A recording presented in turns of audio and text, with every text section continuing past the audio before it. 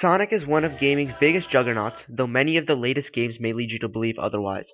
The original Sonic the Hedgehog shows why the series has had such a lasting impact on the industry and is truly a great game. Even though it has done so much for the industry, there are still numerous flaws within this game. Let's take a look at the good and the bad of this groundbreaking game. Sonic the Hedgehog is a 2D side-scrolling platformer similar to the Super Mario games. Sonic was designed to be cooler than Mario in every way, from the title screen to his very different goals and his emphasis on speed.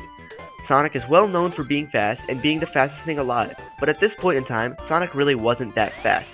I'm not saying the game was slow in any regard, but this game was all about using momentum and gravity to your advantage to gain speed. In this game, speed is not an expectation, but a privilege, and every time you gain that speed, the level design rewards you for earning it. While the game is full of more traditional platforming, the level design attempts to blend that platforming with speed, and the game never punishes you for going too fast. A lot of the game is able to successfully achieve this balance, leading to a wonderful experience that requires skill, yet is simultaneously exhilarating.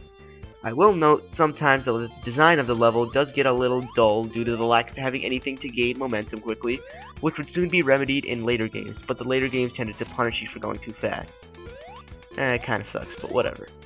I will also note that while the level design is quite good in Green Hill Zone, Spring Yard Zone, Starlight Zone, and Scrap Brain Zone Act 1 and 2, it falters a little bit in Marble Zone and fails totally in Labyrinth Zone and Scrap Brain Zone Act 3, which is just Labyrinth Zone Act 4.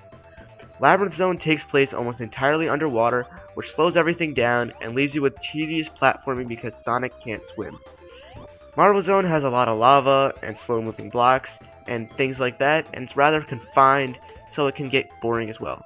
Overall, the level design, when done right in this game, is one of the best part of the game, and can be amazing to play through, but when done wrong, it is incredibly frustrating. Part of what makes the level design so fantastic is the control. Sonic has a great sense of weight and momentum, with predictable behavior in all his movements. This gives the player confidence with their every move because they know what the outcome will be with every move they make, and this allows a designer to be more creative in their design. Since Sonic is a momentum-based platformer, it requires accurate momentum controls, which it has, and the game achieves this sense of control perfectly, allowing for a great experience.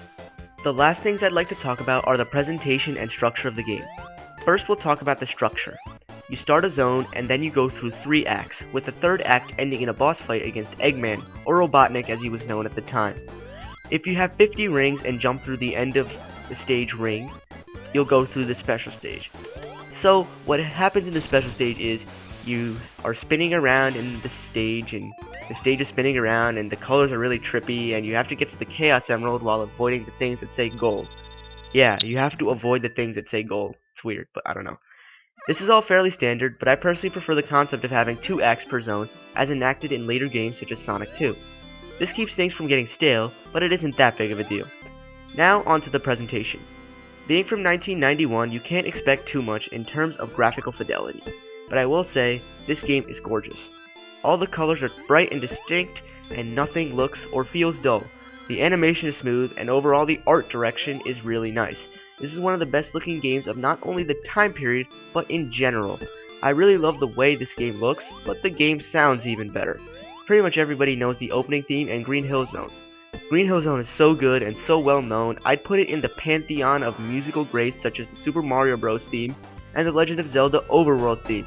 The entire soundtrack is great, with Starlight Zone being another great example. These tracks are iconic and really well done, containing strong rhythms, and will start a tradition of Sonic games having amazing music. The original Sonic the Hedgehog brought an end to the dominance of Nintendo and Mario, and provided the industry with a fresh new face. Competition forces innovation, and for that the industry has a great debt to pay Sonic. While the game has flaws, everyone should play this game at least once in their life, and at the very minimum it will allow insight into one of the most important moments in video gaming.